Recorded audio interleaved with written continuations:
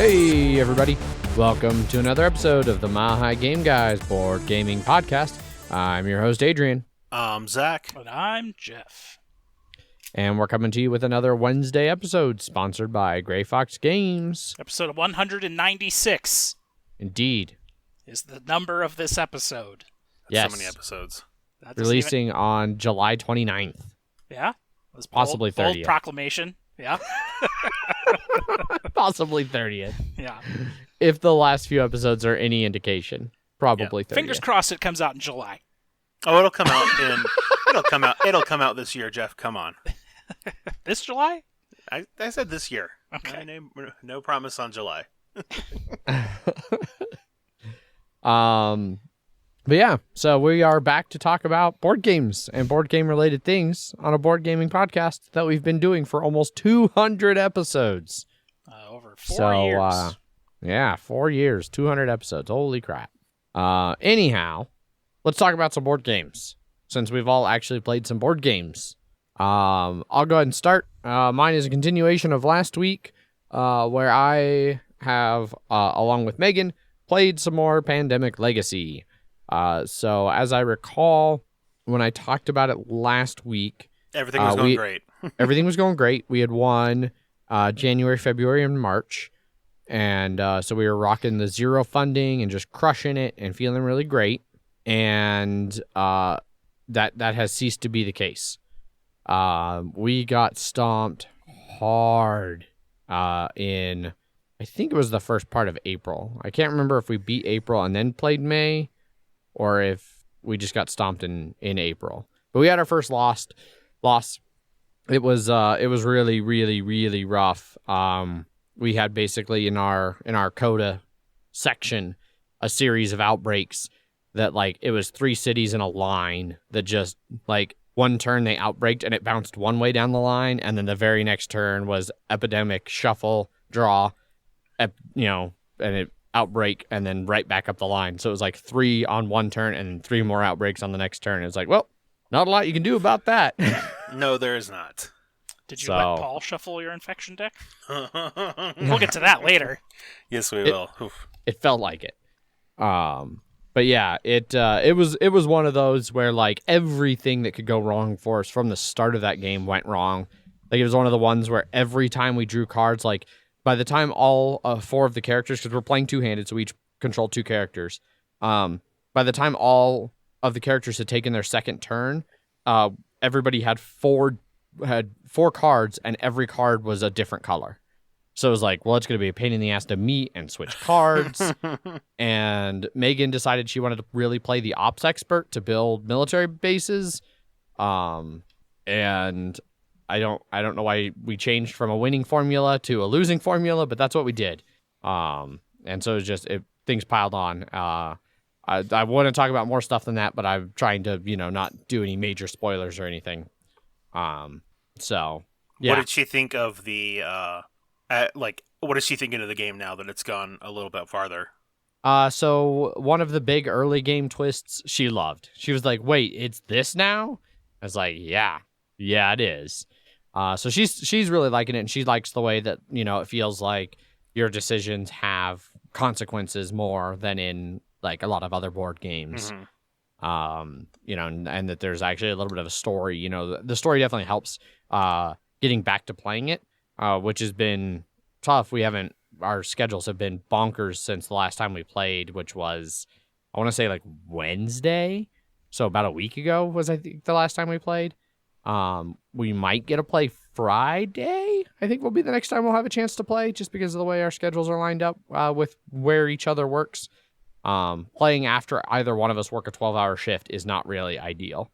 Not surprising.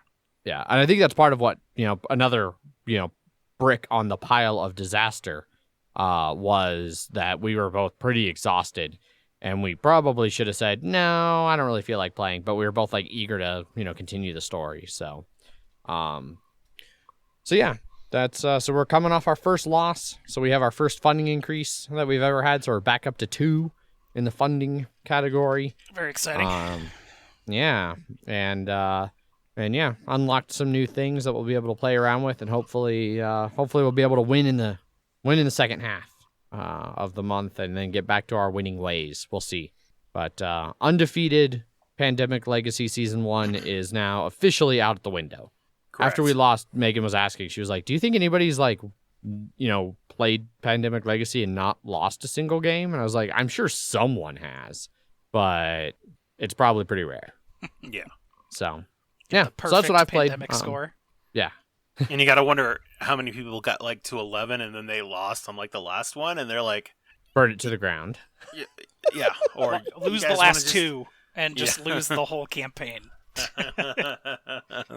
Yeah. So, yeah, that's all I have. Just the one game that we got to play, and maybe two, but it's basically the same game and whatever.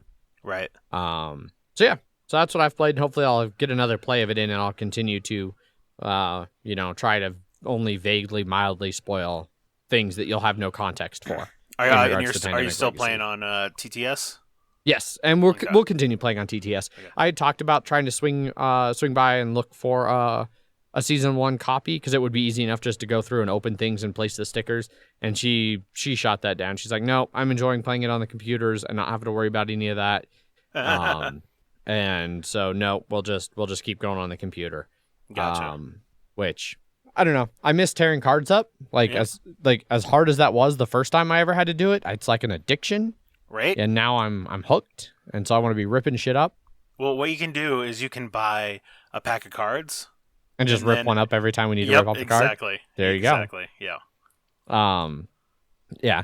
I do this is obviously a conversion too, so it was really easy. We unlocked something that you could build to affect the board on the board, and when we unlocked it, the package they had in the game also had the stickers to make those things permanent if you wanted to. Yes. But it never said that this is now something you can do in the rules, and that's not a rule sticker that gets added. You got added in the action section. You can now build these, but you didn't get added in the bonus end of game bonus section. You can now make these permanent. And so it was and so I had to look up the actual original somebody's scan of the actual sheets from the real game, because I came and looked in our copy and we had thrown them away because they had no more stickers on them. And so I had to look, and then I finally found a thing where it said you can now make these as and how much they cost and all that stuff. No, because Season 1 doesn't have costs. It's just you get two upgrades, and it can be one of four. There's been a few things like that where it's I can tell it's been a while since I played Season 1 and I've played Season 2 more, because it's oh wait, yeah, that's different. That's definitely different. So, it's making me like 2 even more, I think, because 2 feels even more unique. This feels still a lot more base Pandemic now that I have the 2 to compare side by side. Right. So makes sense. we gotta get back to finishing out Season 2. Yeah. Well, we gotta figure out when we can actually meet up to do that. For sure. But yeah, so that's what I've been playing. Jeff, what about you? What have you been playing? I've been doing some more Scythe. Probably going to start up that Rise of Fenris campaign here pretty soon, because, let's see, 8 games in 2 weeks. It's about what we got to go. Played with the airships. They're pretty neat. They're, everyone has, there's 2 different ways you can play them. You can play them where the way you're supposed to play them is everyone has a defensive and an aggressive ability, and everyone has the same ability. But then there's another way you can play it where everyone gets their own personal defensive and aggressive airship ability. And that one's really hard because it's hard to keep track of what everyone has because they're all so unique on top of everything else.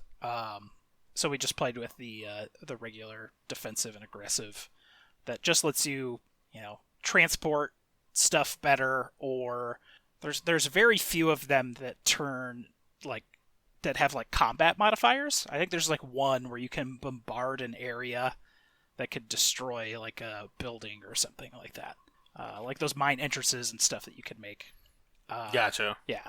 But they're neat. I look forward to playing with them more. They're a pretty good addition to the whole thing. They added the Rise of Fenris and all that kind of stuff to Tabletopia actually very recently. So that's what I was playing on. Still doing it solo, or? Solo, and then I have some Chicago friends that I've been playing a couple games with. Oh, nice. There's a bunch of people at Avery, actually, that are super into board games. We just haven't really played much yet. Gotcha. Mostly because I don't see anyone at work ever, so unless you're the evening packaging people or brewer or cellarman. So, what else did I play? I played some Legendary Encounters Alien. Yes, we did. That was on Friday, right? Yes. Yeah. Where I came in and watched you and May finish up your Marvel Champions game, and then we were like, oh, we should play something. And so we played Legendary Encounters Alien with the most recent expansion, the Covenant expansion. Which added a new just a new scenario. Yeah, some new keywords, a new scenario, some new roles too, right? Yeah. Avatars. Mm-hmm. New drones that are all based off the weird Covenant aliens. The Neomorph and stuff like that. Yeah. Yeah. I didn't see any engineer stuff in the game at all. No, I did not either. Which is surprising. But the engineers were more on oh god, what was the first one? That wasn't Alien Covenant, Prometheus. Prometheus. Yeah, that's true. That's true. It was more just like the crash ship in Covenant. Yep. And also the other parts that were confusing and weird. Yes. It was interesting enough. The new keyword is Covenant, which if you purchase a card, you can get the card to the left or right if it costs less than for free. So if you buy a card that costs 6 and it has Covenant, if it has a card that's 5 or less next to it, you just get it. Which was helpful because as we go through the objectives in the game, you start culling out some cards in the game. Yeah, you really do. It was pretty raw. Like the beginning part of it was going fine, although we did have a false start because May shuffled the deck. Yeah, we were starting the game, and then May ended up shuffling the Hive deck, and the first card that Jeff flipped over was the final enemy. Yeah, and we're like, the perfect organism. And it's like, this shouldn't be here. No, that's not. Because the game auto sets that up for us, which is nice. Yeah. But the Hive deck you have to do tiers of the objectives. Yeah. Yeah. Yep. I did real well with scanning in that game. I think I pulled every objective off of the scan in the whole game. Yes, very did, yeah. close to it. Yeah, there was a lot of extra ways to scan stuff. There was another keyword. I don't know if it was in any of the other expansion, but activate, which is basically you get to place the card down and then do its activate ability later on if you want. And so one of the pitfalls of Legendary is when you're playing so you're playing two things that have like a tech symbol, but they both need a tech symbol. The first one you play, it won't what's the word? Retroactively activate when you play the second. When you play the second tech, so that first card's sort of wasted for that ability. This activate ability lets you play it down and then play the other tech card and then activate your tech ability. Yeah. So that was cool. It was missing like a whole set of icons in the game. It was missing all of the healing icon, which is the all red circle. Yep. Yeah. But there were other cards that gave us healing abilities, so we didn't have to worry about that as much. But there were strikes. There are 2 strikes that rely on that red symbol, and we sort of just talked amongst ourselves, and we're like, okay, well, we can't really get any of those in this game, so it's sort of stupid to have these strikes in here. Yeah, and it's not even that. It's the 4 or 5 crew members we had were just the ones that didn't have it. Neither of the other 2 that we didn't even use had it either. Yeah. So it's just not in the... If you're playing... The only one that had it was my guy's roll card or something, I think. That wasn't from the Covenant. So if you played Covenant-specific stuff, it doesn't show up at all. Yeah. Well, no, my roll was from Covenant. Pretty sure. Was it? I'm pretty sure it was, yeah. I don't know. Yeah. I mean, I know your second one was, but I feel like your roll card didn't have that symbol. Yeah. We'd have to look at it later. But anyway, it didn't really show up, so we decided to... ignore those and redraw. Yeah, exactly. The objectives were interesting. I don't remember exactly what the first one was. We basically just had to find a transmission. Yeah, we were trying to find that transmission, and then we had to go into the necropolis and block off, and get some obstacles out of the way. And you had to put character cards in there to complete the objective. And I kept putting cards in there because you could only put one per turn. And then we ran into the hazard that just wiped them all out. And so it wasn't even the hazard. It's when you draw an event card. An event card. You kill one of the characters that went in there, yep. And we just kept drawing event after event. So it just kept wiping them all out, and they just go. They're dead. They go into the whatever dead pile cards. Pile, yeah. And then I finally put in like another 4, so that's 6 cards I think I burned through. No, I put in 1, and then I lost 1, and then I put in another 1. And I put in 2 and lost 2. Yes. And then I put in another 2. Yeah, and so we're like, okay, Jeff can just have all the cards. Yeah, because then you get to redistribute them out, but if they get wiped out, then you can't.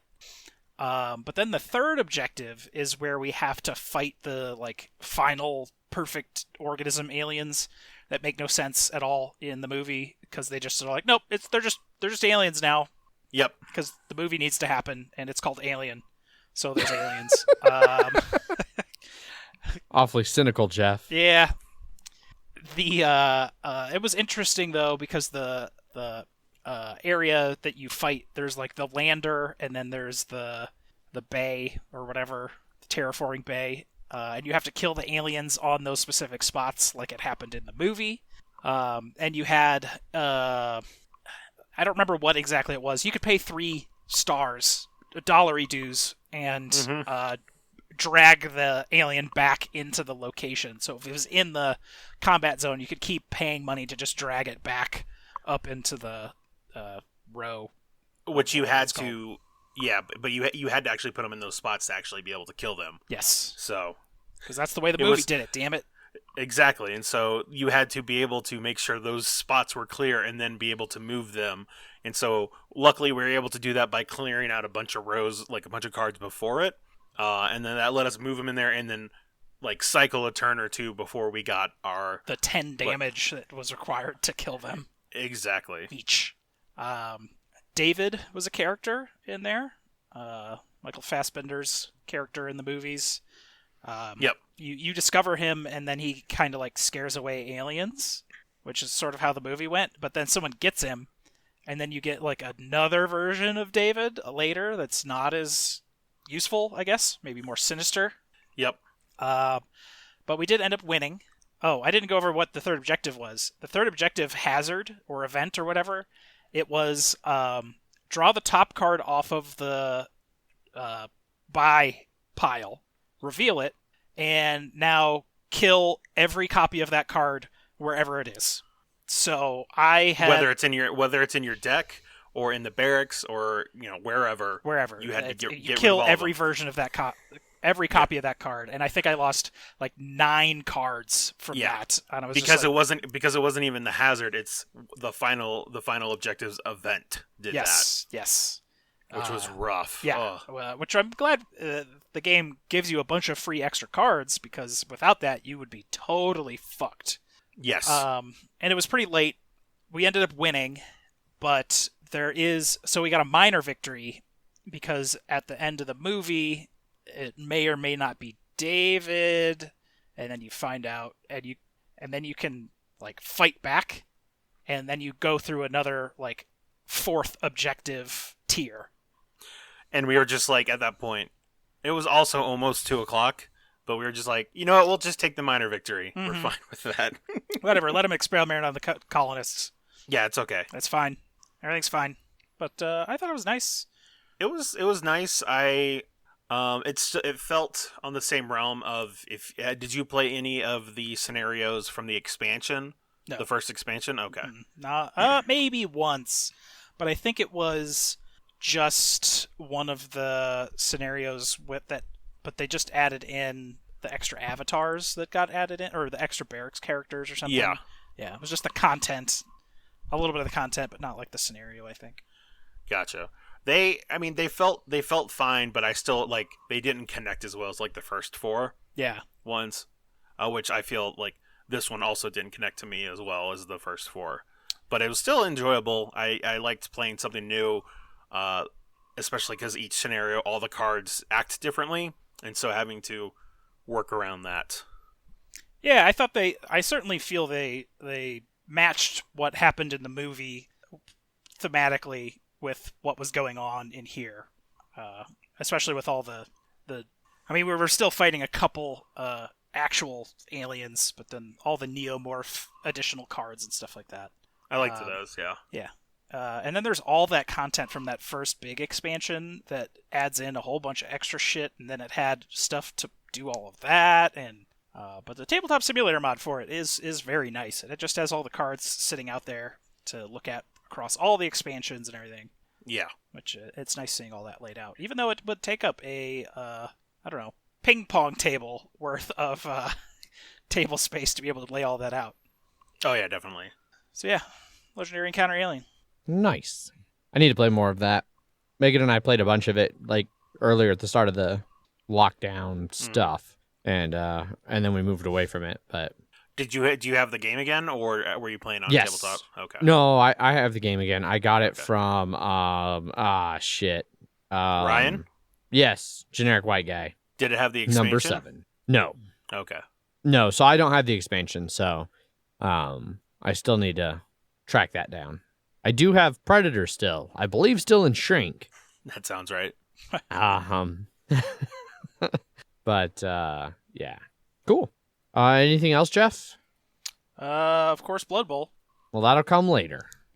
As will Kingdom Death. So we can move over to Zach. Yep. Got anything you played?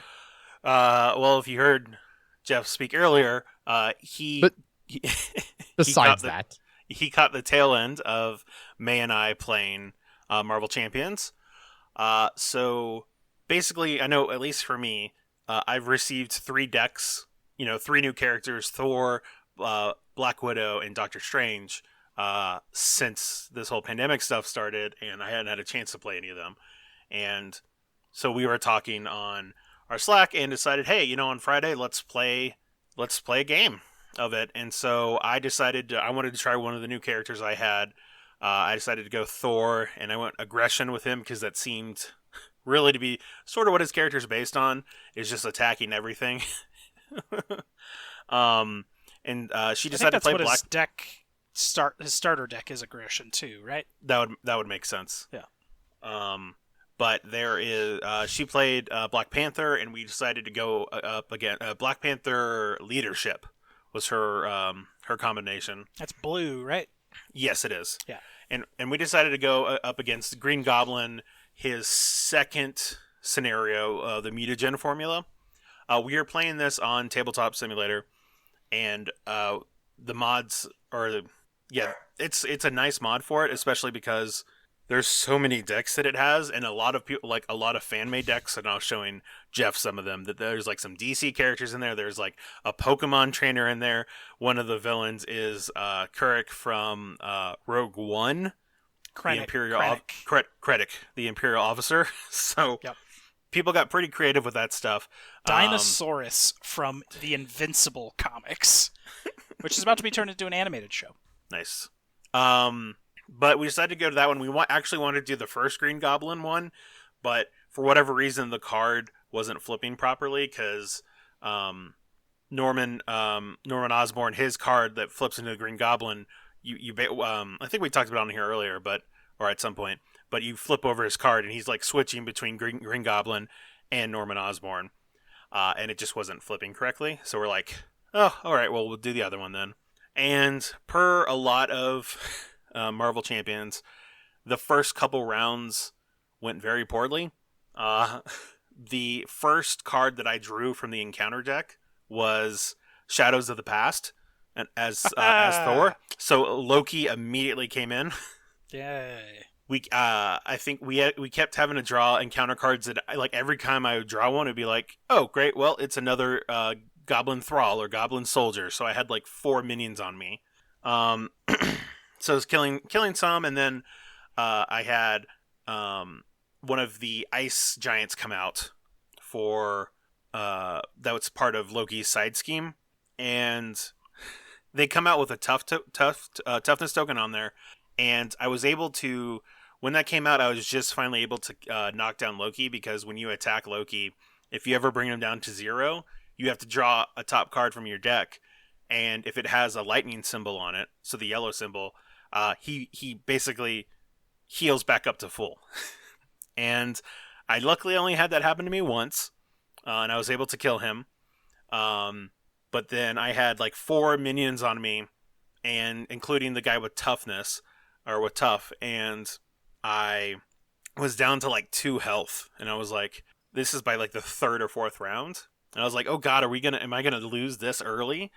But then when I was drawing my hand, I got the lightning storm, or whatever it's actually called, and Okay. it's a real nice card in that when you play it, you pay for it with energy, and however much energy you use, it does that much damage to the villain and every minion attached to you. And if you have the aerial trait, which I did because I had my hammer, it was able to ignore toughness. So I was able, and I had exactly 4 energy in my hand, so I was able to play it and just nuke every minion on me and damage the boss.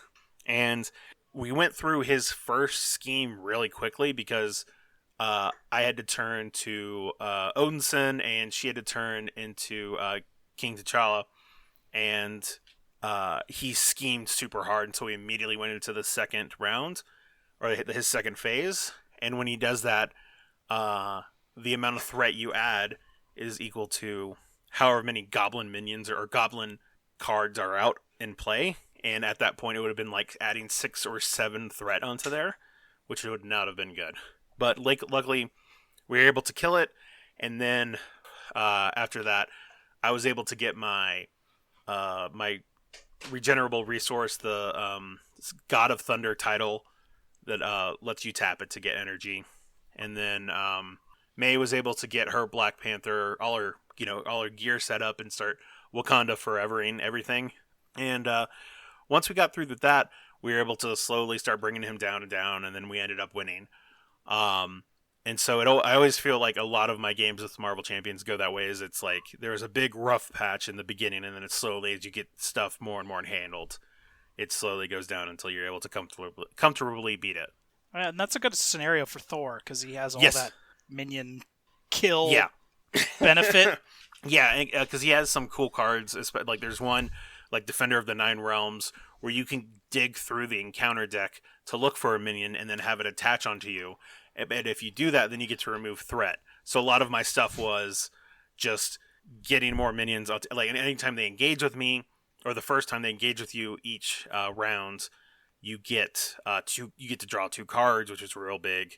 And it's I really liked him. He was definitely felt like the most aggressive character that I've played in terms of just wanting to fight. Yeah, definitely. Yeah. I remember doing pretty well with him against the Wrecking Crew solo. Yeah, I'm sure. Yeah.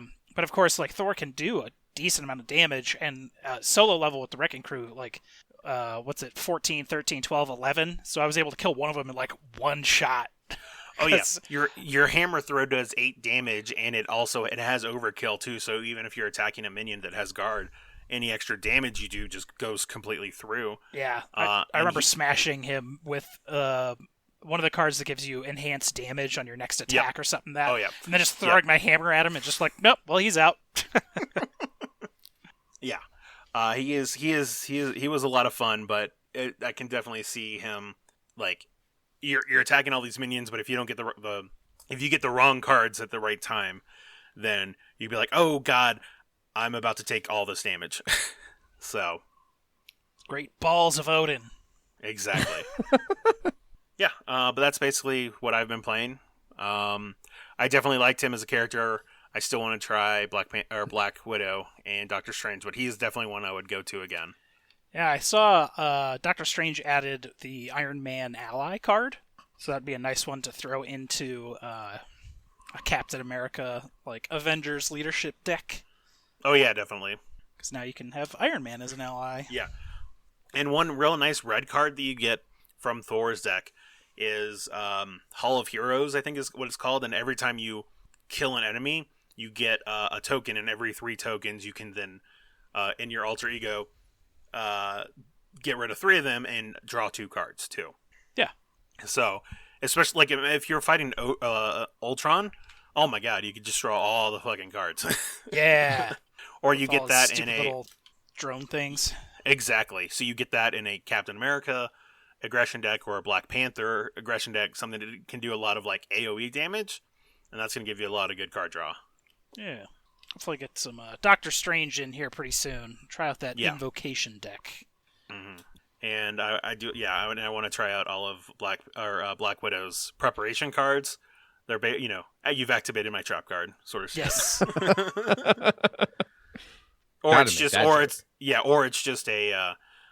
like a blue magic deck. Anytime they try and do anything, nope, sorry, cancel that. Nope, cancel that. Sorry, you're not doing anything. So that wraps up what we've been playing, which lets us move on into Banter, where I am going to start by talking about the fact that I beat an entire video game in the last week. From start to finish in the last week? From start to finish. Death Stranding. You already made it all the way to the West Coast, huh? Nope. Nope. I asked some people about, hey, has anybody played Death Stranding? And you guys kind of chimed in. Yeah, and I watched a couple things, and I was like, no, I don't know if I need to. Don't need to do that. No. Don't think that would work for me. Which one did you go with instead? So a while back, you guys had informed me of the gaming the system thing of like, if you bought so much Xbox Live Gold and then signed up for Xbox Season Pass, it converted 4 months or whatever of gold into like a year of Xbox Pass. Yes. So I had done that. So I've had Xbox Pass for a while. And I'd been hearing a lot of good things about Frostpunk. And so I fired up. So this all really started with Megan broke the W key on her laptop because she's been playing so many video games. Ooh, that's a rough one to break. Exactly. So the game she's been playing a lot of is The Long Dark, which is kind of a survival game. And so with her W key on her laptop being broken, we're waiting for a new key to be shipped to us from some third-party keyboard key dealer so I can fix it, because I was at work when she broke off, and then in the process of trying to get it put back together, the clips on it were damaged beyond repair, and so we just had to get a new one. So we're gonna replace the W key, and then we got our nice little keyboard cover that should help preserve the keyboard on her laptop for future generations. But so she took back over the desktop, which is where I'd been playing all of my games that I was using the desktop to stream from the PC in the podcast studio. So all of my heavy graphic games, No More Satisfactory for a while, unless I wanted to come play in the studio away from her, which I didn't want to do. So anyhow, long story short, I fired up my Xbox and I was going through the Games Pass games. I was like, I've been hearing good things about Frostpunk. I'll give it a shot. And holy shit, did it suck me right in. And it was a really great little city builder. And I demolished the first campaign in 4 days. Impressive. Oh, wow. Yeah. It's not a particularly long, that first campaign's not very long. It all takes place kind of on a set time scale. I'm not sure how much of it is based off of when you because some of the initial objectives you get are hey, you're just starting off, so build a mine or build a couple homes. And then eventually when you get to some of the later objectives, it's you have a time limit to do these things. And so I'm not sure, you might have a long time if you intentionally put off certain objectives to make sure your city's well built up. But eventually you get to a point where it's there is a giant ice storm coming where the temperature is going to plummet to I think it got down to minus 180 Celsius. It gets absolutely impossibly cold. Yes. And you have to button up and survive. And and I was barely limping along. And then I get the message that okay, this storm is coming, and this storm is coming now. and you need to save up like a week's worth of food. Because no one can and go you need outside. Because if anyone goes outside, they'll just die immediately. And it'll be too cold for your people can still go work like your coal mines and your like forest mines. But they can't because they're stuck in the mine, I think. Maybe. Somehow basically the only thing they can't go work at is any of the food production. They can still work in the medical facilities, they can still work in the mines, but the food production will be too cold. Even your hot houses that are steam powered will fail. Every food production fails. And you have all these other things you have to kind of prepare for. And I went into that. So at the end of the time period I had to prepare, when the storm hit, I had like a day's worth of food. And Ooh, that's rough. I probably lost a quarter of my population through that storm. I mean, on the plus side, though, is that gets you more food, right? So I was surprised. So one of the things I really liked in this game is that periodically you'll have like random events will pop up where like the people will feel a way about a thing. Like maybe they're upset about food supplies or temperature or work conditions. Labor. Child labor. Like that's one of the first ones is like, do you want to enact child labor laws? Like, do we either put the children in a safe place during the day while their parents work, or do we put the children to work because we need extra workers? And you have a decision there. And if you make the children work, you have a shit ton more people that can go do jobs. But it lowers your overall hope. You're like balancing your hope and your discontent. I remember so I was expecting during the storm for like the people are starving. We're thinking about going to cannibalism. Do you want to do that? And I was fully prepared to go all in on cannibalism. But it never came up. They never asked if I wanted to be a cannibal, if I wanted to raise a group of cannibals. So actual cannibal.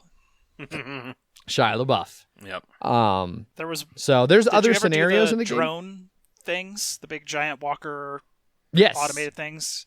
I remember found scenarios being the people got upset because they because if you have too many of them, they can actually like kill people because they just step on them because they're just robots, automated like program robots, and someone like gets dismembered or something like that.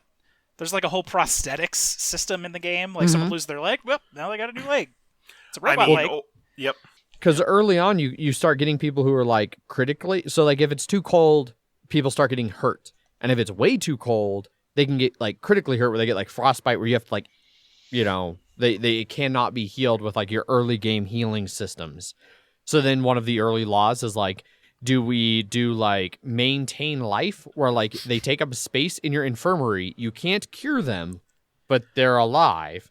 Or do you do radical treatments, in which case approximately 30% of those gravely ill will die, and another 30% will lose limbs and become crippled, and the remaining 30% can get healed and like go back to work, and then later you can build prosthetics for the crippled ones. And it's like it's got some really interesting like moral dilemmas. And this like is there like were multiple times with some of those where I was like era. Victorian. It's like a Victorian steampunky type setting. Yeah, and you're just like, man, both of these choices suck. I don't want to do. No, that's the game. Everything sucks. Yes, So many of them were like, they were all Sophie's choices. Like there is no winning in either situation. And then I felt good because I won, right? And I was excited about that. And then like they do this like little thing where they like time lapse your city with like a little overlay of like, first this happened, and then we struggled with this, and we buckled down, and we only ate soup. And blah blah blah blah blah blah. We put sawdust in the bread. Like, yep. Yeah, and mine was like towards the end. It's like we found solace and hope in religion, but then did our leaders take that too far, and people were persecuted for lack of faith and shit. And I was like, what? I was trying to do the best I could. Way to go, Adrian. Ugh. The other path is like a military, lockdown type. There's like religion or like fascism. Yeah. You either turn into like a fascist state or a theocratic state at the end of it. Yeah. So I really, really dug it. There's I more played scenarios. It a long time ago. I think it was still early access when I played it originally. Yeah. Yeah. Other scenarios, I definitely want to play them. I needed a break though. It was heavy. Like I tore through it, but it was heavy. I needed a break. Yeah. And actually I forgot I didn't beat one game this week. I beat two games because I also beat a game called The Turing Effect, also on the Xbox Season Pass. That's like I felt like it was a different Portal. Like it's all little puzzle based stuff, but in this one, instead of having a portal gun that like is the Turing test. Yes. What'd I say? I don't know. Not that. It felt like the Turing effect or something. Yeah, the Turing effect. Turing test. Yes, Turing test. I think it's like. But it's all like a little. It's also like $3 right now on Steam. Sure, it was another one that's on the Game Pass. It was super, so it was free on the Game Pass. But it was like 7 levels of like 10 puzzles each level, I think. So it was like 70 puzzles. I blasted through it in like 2 or 3 sessions. It was good. I liked it. I mean, it definitely like the storyline of it was kind of cool. But the puzzles, especially like they got to a point where it was like, I feel like this is Portal without portals. Like I have a little gun that I can like pull electrical balls out of certain switches and put them in other ones to make the rooms move differently. And so it was similar kind of logic puzzles like that. But it wasn't quite as clever as Portal in the humor. No, it's hard to compare really anything to Portal because Portal was great. Yeah. Amazing. Yeah. No. Valve's very much on that upper tier for that shit. Yeah. But it fell in a nice little like low, like a similar niche that also worked for me. I'd say I'd give it like an 8 out of 10, where Portal would be like a 9 out of 10. That sounds about right. Yeah. Portal 2 a 9.5. Yes. So I beat 2 Xbox Pass video games this week. Yeah, I started up Carrion. I've been playing that one too. And then I had to restart because it lost. Like I have no idea what happened. It like lost one of the upgrades that I had, like the little spider net thing, how you pull switches. So were you level 5? Like, yes, so were you, I was maxed out on. I had both bars all the way full. Then you can't do it at level high. So you have to find so like you have to be lower. Yeah. So what happens is there is like a purple pool that you like go into, and you need to deposit biomass, and that lets you get down to the lower level. There was a pool of water at the bottom. It let you deposit that. Okay. So here's the thing: is that they didn't tell me that at all. I was like, where the fuck did it go? I don't know what to do. I think I know you were stuck in the exact same spot for me. Where you just kind of go around in that circle and you're stuck? and then I think I ended up going to a spot, and it was like deposit biomass, and I was like, what the fuck is this? And then it shrunk me down, and I was like, oh my god. Yeah, so you're going to be doing that a lot more throughout the game. Okay. But Yeah, there was no good tutorial for that. Yeah. So do you know what this game is at all, Adrian? No. Okay. I was about to ask, what is this game? All right, so Carrion is basically think sort of like the Thing, but like you're the no. I mean, well, okay, you're a monster. You're sort of like Alien, but like you're just a big tentacle monster. You're like a big meat wad of tentacles and teeth. Yes. I did see this one on, I think when I was browsing Game Pass or something. Yes. You said it was on Game Pass, Zach? Yes, it is. It's a Microsoft so I did briefly see this. So I'm actually really interested now, because I was wondering if this was going to be a game that I should pick up. Yeah, because it is. Because it's on Game Pass, and if you have Game Pass, it's free. Yeah, it is it is a lot of fun. Basically, you're just going around. There are people on these levels that you're killing them to eat them for food. But then there comes like robot soldiers, and then like mechs and stuff like that later on that you have to like do damage to kill them. But they can very easily kill you if you were just like out in the open. But you can like go in all these air ducts. You can like spider web them, like you was saying, to like trying to mobilize them, or just bum rush them if you're big enough. And it's sort of it's like a puzzle, like Metrovania sort of game that you just like you're going through. As you unlock more powers, you can go back to certain things to be able to like get through holes you couldn't get through before, or break down, steal things. It's a lot of fun. I don't know how it moves on the controller, but I just know it feels flawless when I'm controlling it with my keyboard and mouse.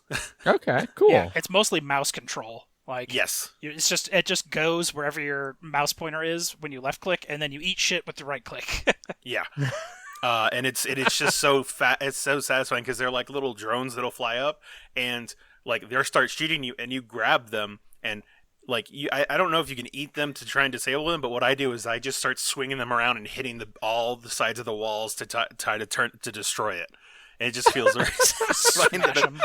Yeah, to smash them. And I've played like 3 or 4 hours so far, and I've heard it can be like even like 10 to 15 hours to complete it or something like that. It's very fun. I'm enjoying it. It's like trying to figure out how to get all this shit working is fun. Okay. Yeah, it's good. Nice. I'll have to give it a shot. Especially because it's free. Well, yeah. I mean, I definitely was planning on paying $20 for it when it was going to come out on Steam, and then I saw on Xbox, I was just looking on there, and I was just like, wait, this is going to be day and date on Xbox Game Pass? Sweet. Yeah. Nice. I played a little bit of Death Stranding and doing a little bit of that. Did you beat it before, or are you still in your No, process? I never beat it on PS4. Okay. Are you playing on the PC now? Yeah, I've got like 7 hours in it. Still feels like it's a little bit of tutorial, or the area I'm in, it's about to sort of break open.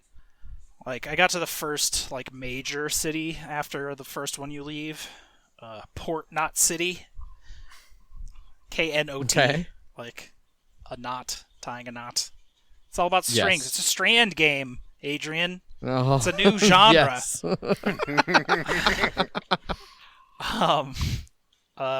It's good. It's fine. I remember skipping over a lot of the stuff that I'm doing now in the PC version. Like, I don't remember. I remember just kind of like mainlining the quest to get to Port Knot City before, so I probably got there in like 2 hours, where I'm actually like doing more deliveries and getting more upgrades and stuff like that in my current playthrough. But sooner or later, I'll find my way to the West Coast, connecting America. Man, is the game there you go. story just Lots of walking. the heaviest-handed shit you've ever heard in your life. I'm not surprised. Oh man, like Kojima went full Kojima on this because he had no strings attached.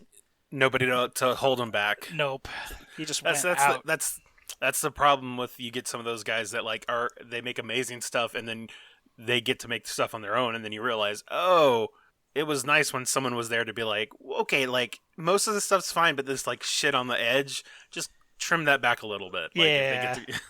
George Lucas has entered the chat. Exactly, right? Oh, CG for all the sets? Okay. That might not hold up in a couple years, though. Just so you know. Get it done. Yeah. People really care about Galactic Senate politics, Jeff. Yeah. Don't you deny them this. Yeah. Yeah. That's what I was missing in my Star Wars trilogy. I always thought that. So they blew it up at the very beginning of the next one. Besides that, last night I played some Unrailed, which is a fun little light co-op train track building simulator. You have like an axe. Is it like real time? Yes. Okay. You have an axe, you have a pickaxe, and you have a bucket. And you have to mine stone, cut down wood, and then load it into the train, which will make more train tracks for itself. And then you have to put the train tracks out, and then you can upgrade at the end of each little station with, you can make the track builder thing be able to hold more, build faster, hold more materials. You can put metal into another wagon that that auto mines stuff that it goes by, so you don't have to like cut everything down for material by hand. And that's basically all it was. It started off in like you can build bridges with wood, but it's sort of trying to plan the track route without getting stuck behind it or not able to get to the other side or something like that. Like if you get stuck in front of it while it tries to cross a bridge, you're fucked because all of the track is on the wagon at the end, and you have to wait for it to get all the way across before you can get to it. And usually by then it has crashed. And we were doing a little endless mode. There's some biomes, like it went into desert where it needed more water for the engine, and then it went to snow, which slowed down your movement a lot. And then there's a little objective each round that's like dash 150 times, or use only 42 tracks to get to the next station. So you have to be efficient with your track laying, things like that. It was neat. Ended up getting it on a Humble bundle like a bunch of months ago, but I think it's like $20 or something like that normally, and that's too expensive. Yeah, I saw what that. it is.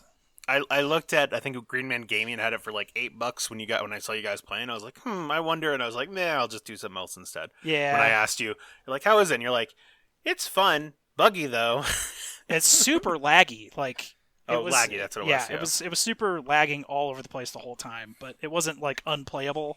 Was it lagging for both of you? No, it was just lagging for me.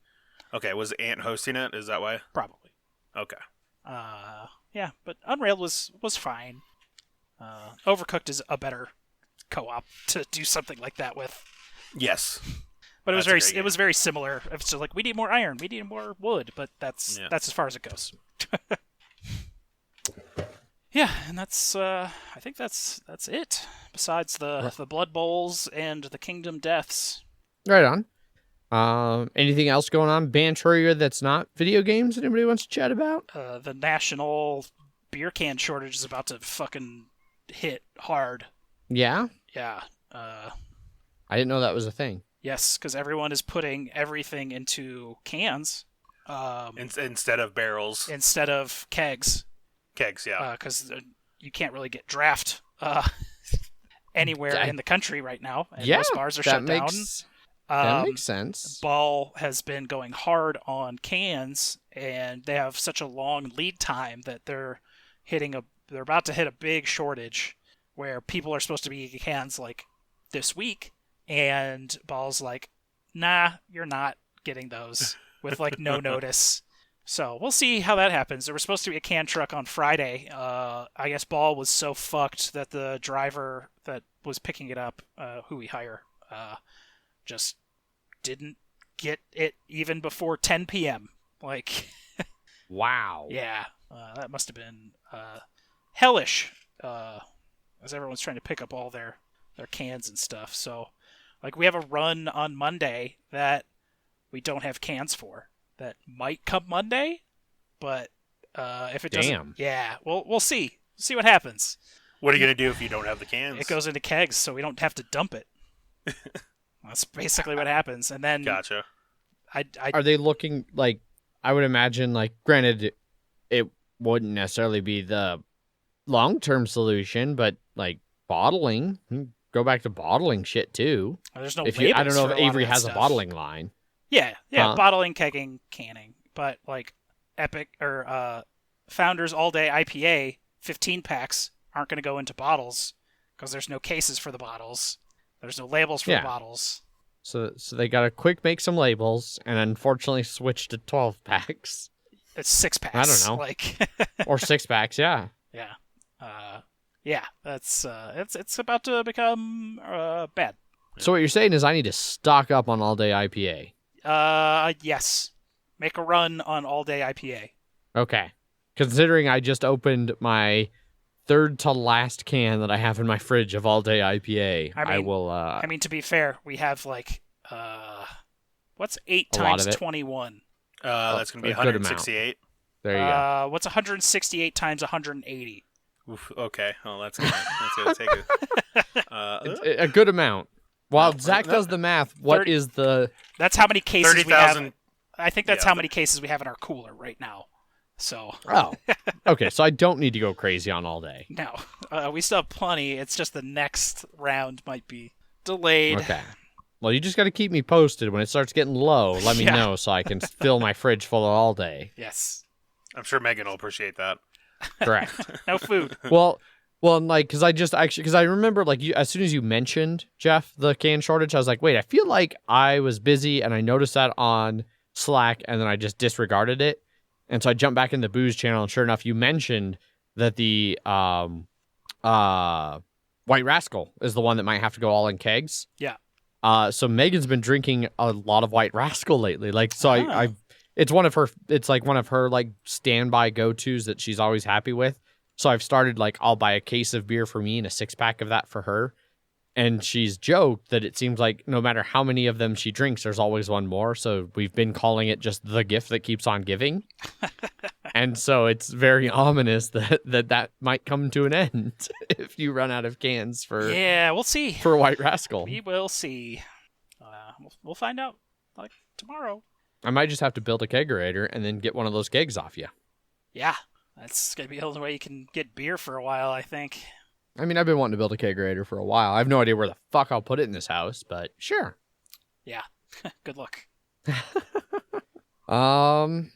Yeah, I don't really have any other bantery things. I still haven't bought a Forerunner. As much as I've been drooling over them.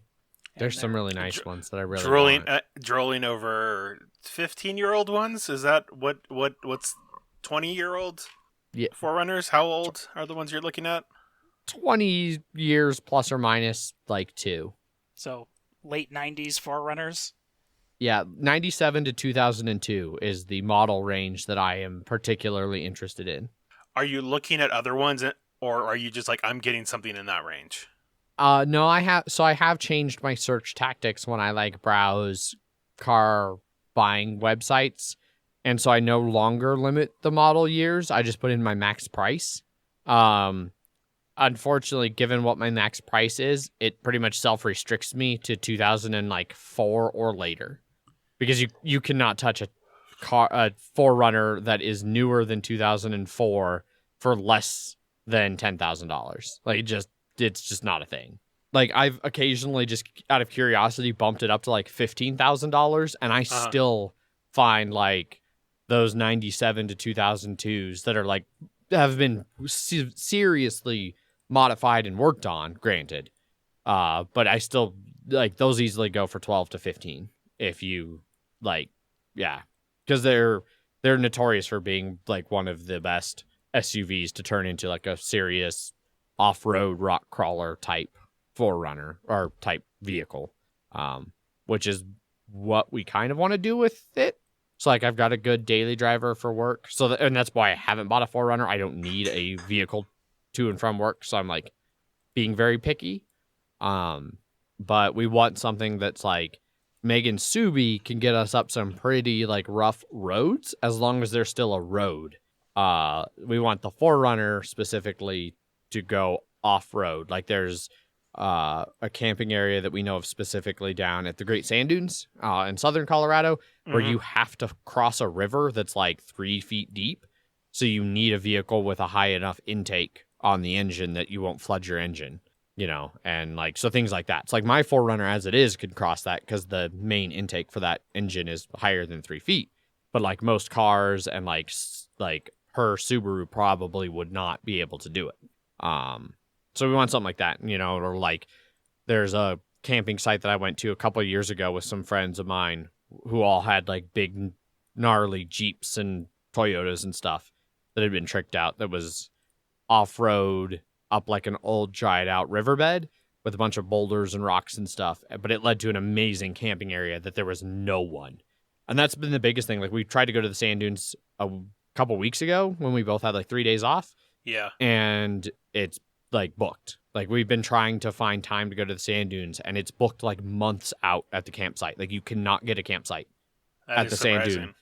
And it's becoming more common all through Colorado. A lot of the campsites are switching to reservations only, and you have to make reservations 6 to 8 months in advance. And that's just not how Megan and I are used to camping. We're used to just being oh shit, we have 3 days off. Let's go camping. And we can't do that as well unless we have an off-road vehicle that'll let us get to somewhere where there are literally no one else. So, yeah. We're going camping not this upcoming week, but the following week. And there's a Forerunner that just went on Craigslist today that if it is still available in a little over a week, where we're going camping is near where it is, which is an hour away from Denver. And I'm definitely going to stop and look at it and might buy it. We'll see. Nice. Indeed. So that's my Forerunner update. And I fully expect to hear from Paul about the ludicrousness of the pricing of Forerunners after he listens to this episode. Yeah. Whenever that would be. Yeah. I do really occasionally, because as I browse these, I come across some that are just like completely fucking ridiculous. Like even more so, like I recognize that the cost of Forerunners is ridiculous. Like there was one today that was selling for like $3,000 where they were like, yeah, and the engine's basically blown, so you're going to have to replace the engine. And it still is probably going to sell for $3,000. But I found like one the other day that I sent him that was like a 92 that was, the exterior is in great shape, lifted up, looked real nice. The inside was this hideous, like bright red shag carpeting that looked, oh my God, it was so ugly. And it was one that was like $9,000 or $10,000. It's like, Jesus Christ. So I love to send those to Paul in the Slack channel. Just be like, hey, Paul, look at this. Look at this. Look at this. Look at this. Yeah. Check a look. Indeed. Well, I think that pretty much wraps up Banter, unless you guys have anything else. Nope. All right. Negative. Well, then we will turn it over to you, Jeff, for some bloody minute. Just one game of the Blood Bowl this to talk about this week. It was just yesterday. It was my Tomb Kings against Chaos Chosen, just standard everyday Chaos. We were dead even equal. We were both 1560 team value, so no inducements. But he had 2 claw, 1 claw mighty blow, and 1 claw. Actually, it was just claw. He must have just got the mighty blow from that game. But he had 0 guard, and I had at least 4. So I had the strength advantage where the Chaos, they're like move 5, strength 4, edge 3, armor 9, and he gave them all block to start with because we had those extra skills at the beginning of the season. And has a Minotaur whose first skill was block, but with my general strength advantage, I didn't really take that much damage at all. He ended up getting the ball from me on like a rough turnover. Like I got the ball in a nice chain of like 4+ pass, 4+ catch to like a skeleton that I had dodged around, and then he got the ball out and got the ball down the pitch, and I could have done something about it, but then I did like skull reroll double skull, or double skull reroll skull both down, so it was just an instant turnover, and he was able to get away pretty easy with that scoring. And then I came back and scored on the second half. In the first half, I was the KO fucking king. I think I had 6 KOs and 2 casualties in the first half. Nice. He got some of them back. And the second half, I think I had him down to like 8 off the pitch or something like that. So it was like 7 on 11 with like 3 turns to go. And I was kicking to him, and he basically got the perfect start for getting kicked to, which is perfect defense, which lets you move your guys 1 space. So he just moved all of his guys off the line, and then he was immediately able to move them all into the backfield and cage around the ball, basically guaranteeing a tie, because I wasn't fast enough, because he was moved 6, so he's basically on the very back line, and so my guys are like movement 4, so it's 13 spaces to the end zone. And so it was 2 turns of just moving the Tomb Guardians to be almost next to them. And by the 3rd turn, I didn't have enough blocks or anything like that to get the ball out, because he had like a cage, and then he used the other 3 guys to like cage around the cage. So I couldn't get to the ball. He basically guaranteed the tie, even though he only had like 6 or 7 guys to my full team. But I made him pay for it. I edge broke 2 beastmen runners. 1 had block. 1 already had a minus armor. But that was about it for my my casualties I had through the game. But that still puts me right now at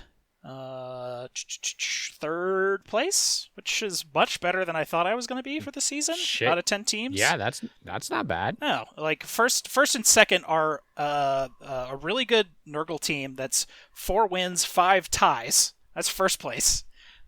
And second place is Ants Insanity Orcs. 5 wins, 2 ties, 1 loss. But the person in first right now has 9 games, so that's probably going to change when Ant plays his next one. Ant will go into first. I still have 2 games, 1 game left. Only 9 rounds in this, so the Nurgle team is done. My last game is against Norse in our giant crazy bash league. Norse have all armor 7. Of course, I would get them fucking last in the rounds. Of course, he has block on everything, but he's up against Chaos Dwarves before he plays me, so I'll see what kind of damage he does to him. But fingers crossed, I can bash the shit out of some Norse in the next game. Nice. Yeah, he's only got the claw and the Yeti, so, and only 1 guard versus my once again 4 guard. So we'll see. We'll see how it goes. But that probably won't. They still have a game to play, so it probably won't be till next weekend at the earliest. Right on. That wraps up the Bloody Minute, which was a relatively minute-y minute. Yeah. Wasn't like an hour minute. Just the one game. Yeah. Yeah, it was a solid game. Nothing too bullshit happened. The amount of POWs we both rolled were extremely low. We rolled 9 and 7 out of 98 and 62 dice. Huh. So rolling 98 times and rolling 9 6s, basically. Yeah. Which is low. That is a bit low, yeah. That's 9%. That's a little bit more than half as much as you should on average. You want every die to be about 16%. So if you're rolling 9%, that's bad. Unless it's 9% skulls. No, it was 16% skulls, which was right on target. I know. Right on. Well, I think that lets us move on over. I will essentially at this point now turn the show over to you guys for the next several minutes. Well, we only did 3 years, so it's not going to be that long. Okay. Well, for a little bit, so maybe a Kingdom Death 30 minutes. Kingdom Death 45? No. But yeah, so you guys played Kingdom Death today, so take it away. We started in year 7. We finished off that year's settlement phase. Then we just went straight into fighting the Phoenix. The Phoenix is one that we just always are like, oh, we should try fighting the Phoenix. And then every time I feel like I'm like, no, we have done this before in the past, and it sucks every time. The Phoenix is way too hard for what actual benefit you get from it. Like, it still only drops 4 resources, or 4 basic and 4 Phoenix resources. But the damage it does to your survivors is nuts.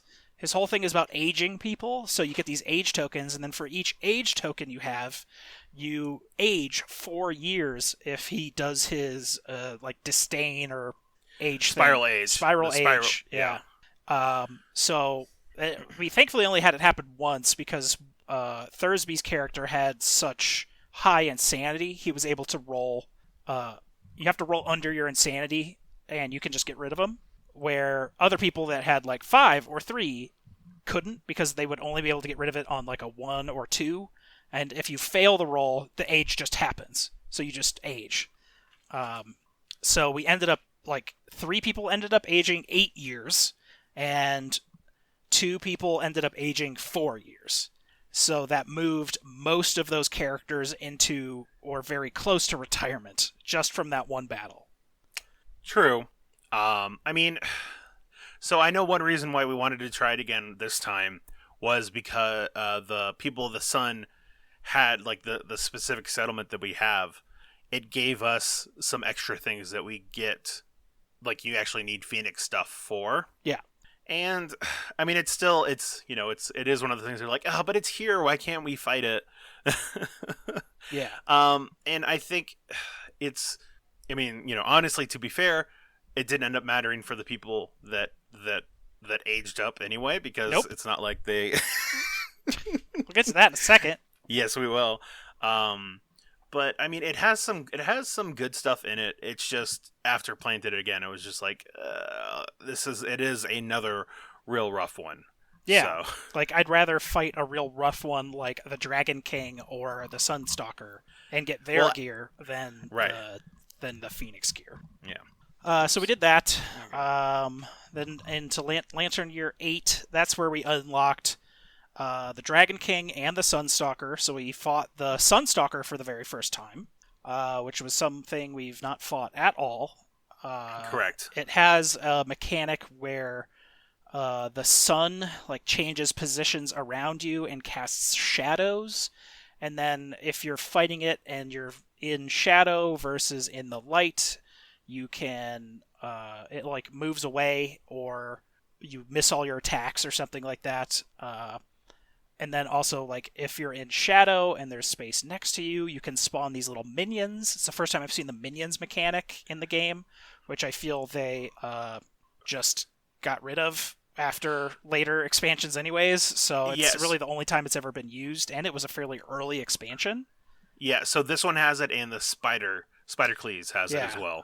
So I think those are fairly early-ish. That sounds right. But the Sunstalker was interesting. We didn't cut its dick off. No. But it's sure tentacled a lot of people, though. Just knocking them. He has a crazy amount of movement for what looks like a big monster. He's it's the largest base size in the game. That one and the Dragon King both are 4x4s. Yes. But his move is 16? It was 12. 12. Okay. But yeah, it was. He had a lot of stuff that was around bending color, and a lot of his things were you try to hit him, and then he moves back, so it cancels out all of your other hits. And then his trap was what was it called? The kaleidoscopic vomit, I think is what it was called. Yes. It just shoots out in all four squares in front of him until it hits something, but whatever it hits stops it. So if someone's directly behind you, it will block them from taking damage. But it hurt. So 4 squares in front of him. So he's a 4x4, so it's all 4 squares in front of him, and then as far as it goes, infinite range until it hits. Oh my god! Yeah. So if I'm right in front of Jeff, I'll get hit, but Jeff would not. He's in the splash zone. Yeah. So each of those 4 wide? Is it if you guys are standing side by side, but staggered? It would hit all 4 of us. It would hit all of us. Yeah.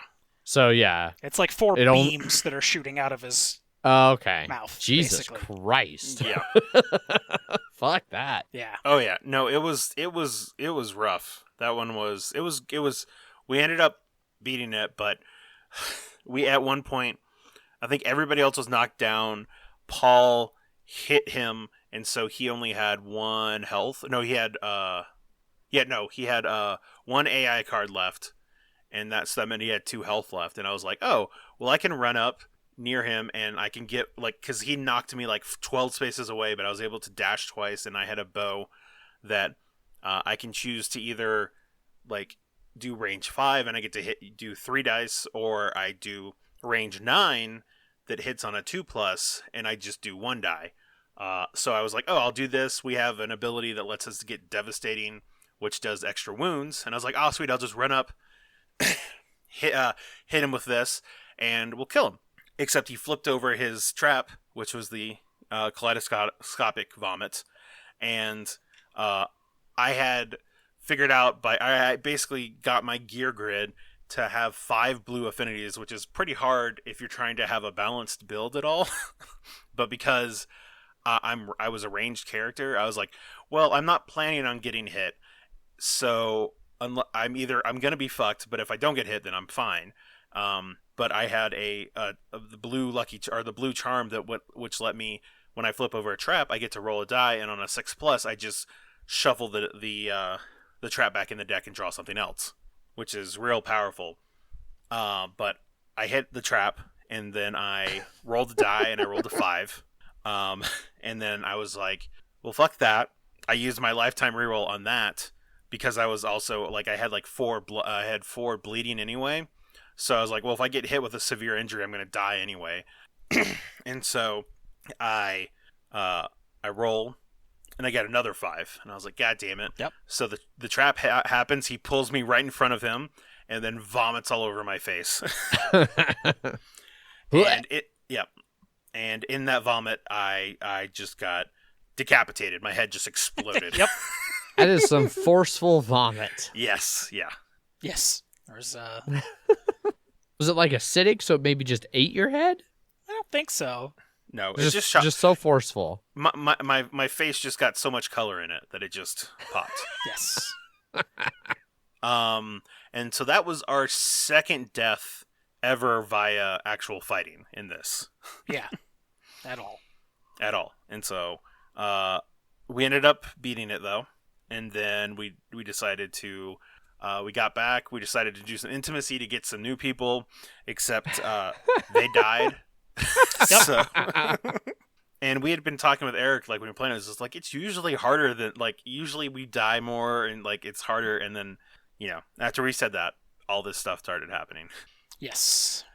But so he on his terrain thing, he had a couple pillars, but he also had like stone sculptures where you could get salt from. And the majority of stuff that you need to build from him requires that salt that we didn't realize until after that fight. Yes, so no one went for the salt sculptures to get the salt so we could actually use any of the resources he had to make good things. So good on us. Yeah.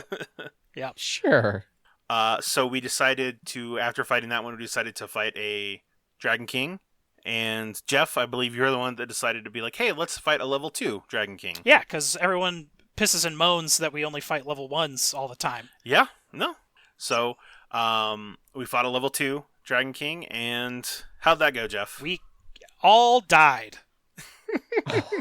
It was our first party. It was our first party wipe, and not only does he hit like a truck, over and over and over and over and over and over again. His main trap is it's called Cosmic Uppercut. He attacks you, and then he knocks you into space. Yes. Okay. And you fall back down to the ground later. And take a lot of damage. Yep. Because that tracks. Yeah. Space is far away. It's a long way to fall. Yes, it is. It's what do they call it? It's you find yourself in an unfamiliar place without like direction or light, so you're just spinning forever in darkness until you fall down.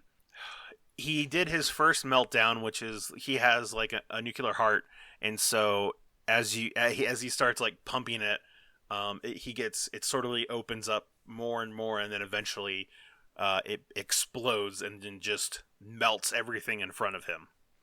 The first time we did that, he was facing a corner, facing a wall that nobody was near, so it was fine. Yep. Okay. The next time, so Thursby is our tank, and like the most improbable tank I'd ever seen. Sounds like Thursby. Yeah. And well, his entire thing was about dodging with survival, and he had an ability that was his armor let him re-roll on a chance to gain survival that you spent, and then he had Thrill Seeker, which is when you gain 1 survival, you gain 2 survival. So he was always keeping as much survival as he wanted.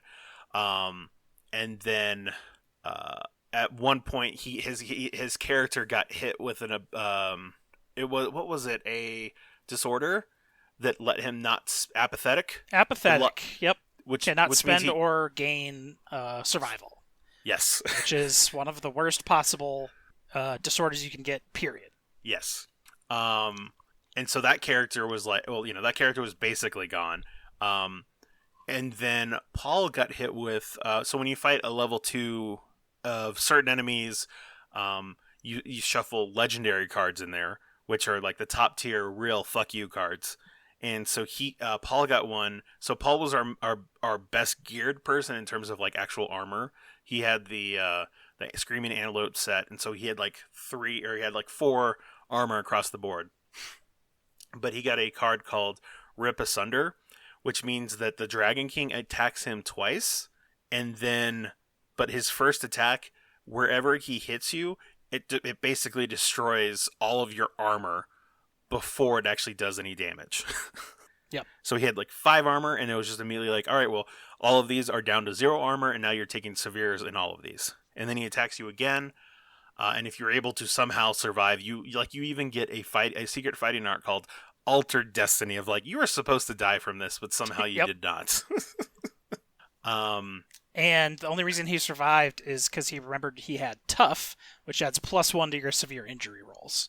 And he rolled 2 over and over, which would have killed him normally, but turned into a 3, which is actually pretty good. But it just gives you some bleeding tokens. Yeah.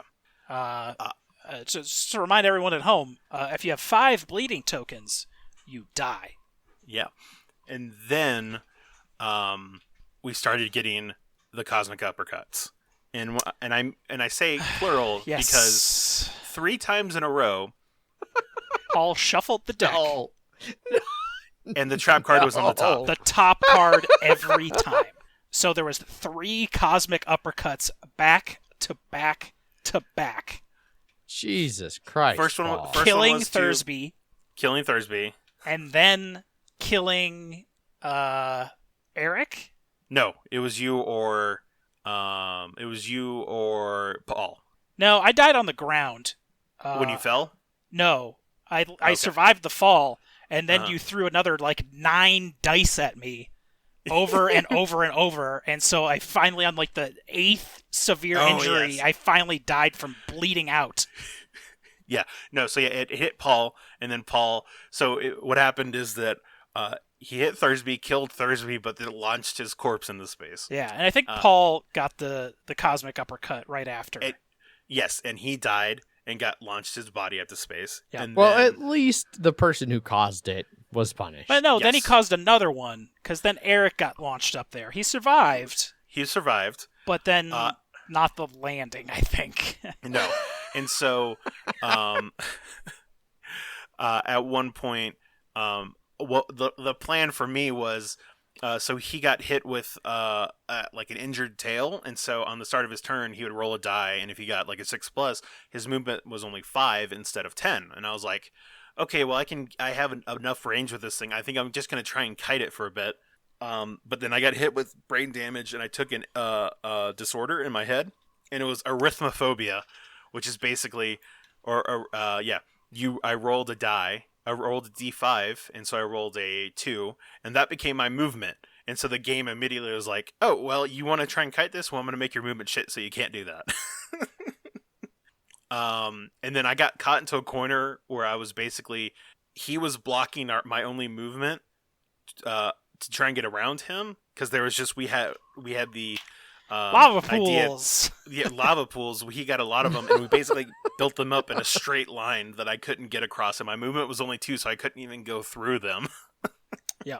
And then he finally irradiated and melted down, and just destroyed It's a nuclear me. blast that shoots out of his chest sphincter. Yep. And just nailed me with damage, but it wasn't the actual damage that killed me. It was the bleeding. The bleeding. I died in a nuclear blast. Is how I died. He bled to death before the nuclear blast hit him. Yep. So that left Eric's character, who had a dismembered leg, hopping on one leg with 3 movement. Still had 3 movement, only 1 leg. Whatever. Yep. That left the Dragon King to just kind of wander over and finally finish him off as well. But Yep. And so I pulled the trap a lot. It felt that this whole session. Yeah. Yeah. And so we got back from that, and we came back to the settlement with no new people, and then we fought the Manhunter immediately. Special showdown. And that was rough. So now between level 1 and level 2, he has what's called his full stride. So beginning of each turn, he walks up to somebody and then tombstones them. Yes. And before it was 3 spaces, now it's just he moves his 7 movement. So he's always going to be tombstoning somebody. Yep. We didn't do a shitload of damage. Oh, we sort of touched on it, but I should also say that my character against the Dragon King was delicious, which is why he kept getting attacked. So normally you get attacked and you're on the ground, or you're getting attacked and you can like dash or move out of the way or dodge, etc. But my guy was already knocked down, but I'm always a threat. I always count as a threat because I am delicious. So I was closest to him, so he just kept attacking me over and over and over. And I think I took 4 attacks before the severe injuries finally killed me. But I wasn't able to do anything because I was just on the ground the whole time, which was a bad place to be. Yes, it was. So rip Qatar guy. Actually, rip all of our guys that had any weapon proficiency at all. Yeah. Paul's character had 7 sword proficiency. He was almost master. Thursby's whip guy was at 7. Yep. My bow guy was at 6, and your Qatar guy was at 5 or 6. 5 or 6, yeah. Yeah. So it wiped out almost all of our good characters. Yep. And then that intimacy wiped out 2 of the other good characters that we had. Yep. And then we came back to the Manhunter, started fighting him. It was so close for us to not die on He dying almost on that dead. one too. Yeah. Yeah. And the thing about this campaign is if you ever lose against a nemesis encounter, you lose the entire campaign immediately. The sun is upset with you and kills everyone. Yeah. So you have to win. You can't wipe.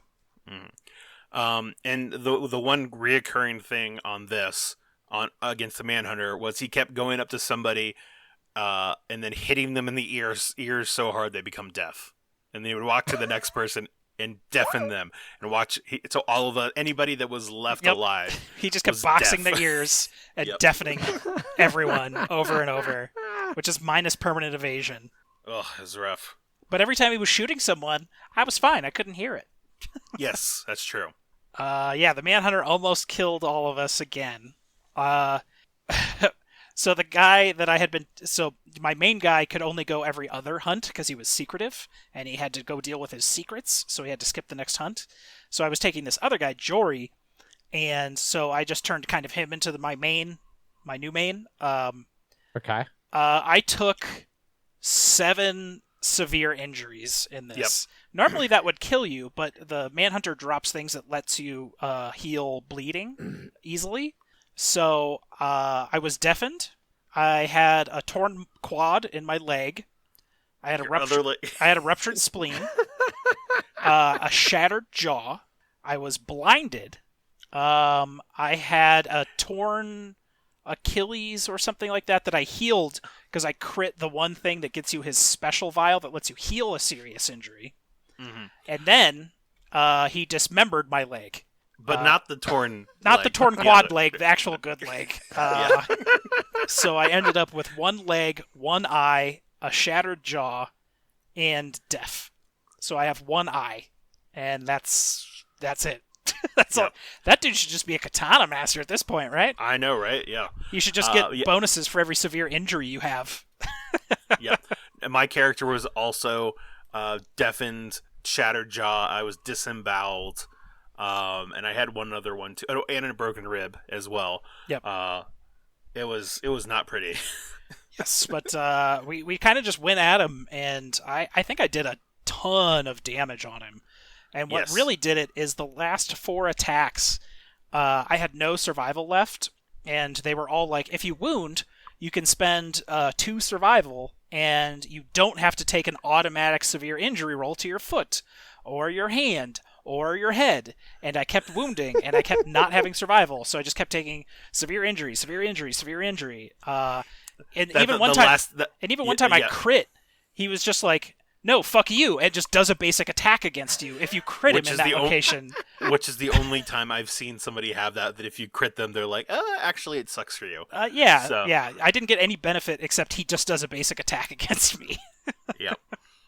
But no, that last exchange, like you guys were just tearing it into each other, and that let me get the final blow. Yes. Because I was 100% ready for this entire campaign to be over because we lost that fight. Yep. As the sun descends and eats us all. Yep. So yeah, that's how we ended it. We have 13 alive and 13 dead. At one point we had 22 survivors. So we lost a good chunk of our guys, and pretty much all of the good ones we have. So everyone we have left either has no stats, or is blind, or... And we're going to get more blinded people upcoming, yes, right? because we have another event where we have to... Like, a katana master comes in and tries to show us the way.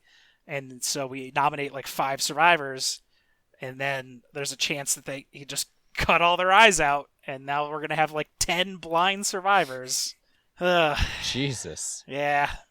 It's not looking great, but the things we unlocked at the very end kind of give us at least a glimmer of hope. Yeah, it seems like we can start making some babies that will be better. Yes, especially because we just got Clan of Death, which also gives them an additional evasion and strength and luck? Accuracy. Or strength and accuracy. So there'll be 2 strength, 2 evasion, and accuracy base before any equipment. I think we should hunt maybe some easy stuff for a while and get more armor for people. Agreed. So everyone has let's say armor on every location. Maybe a set or so.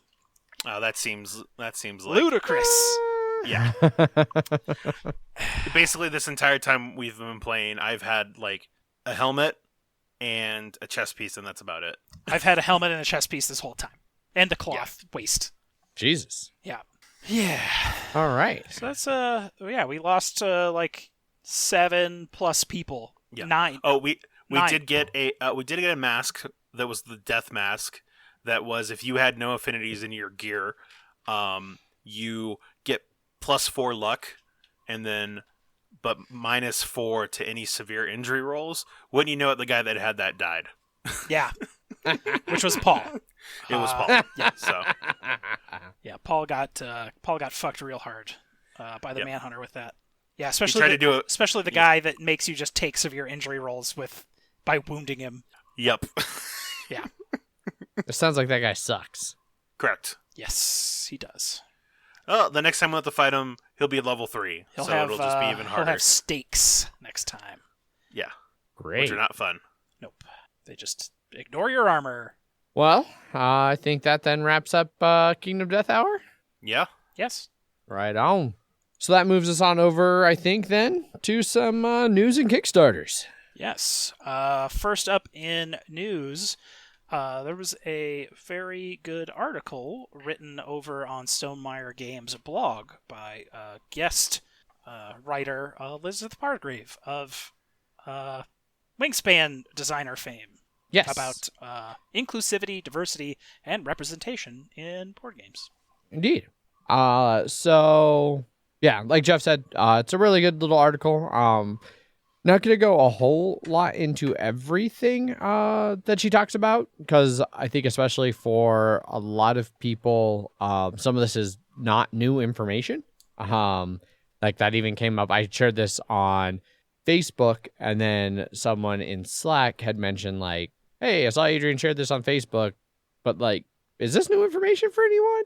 And like, I think it is for some people. Obviously, like at the start of the whole spiel, and one of the things we're going to talk about is Elizabeth mentions that Eric Lang had a thread recently where he was talking about difficulties in the board gaming hobby for basically any minority group.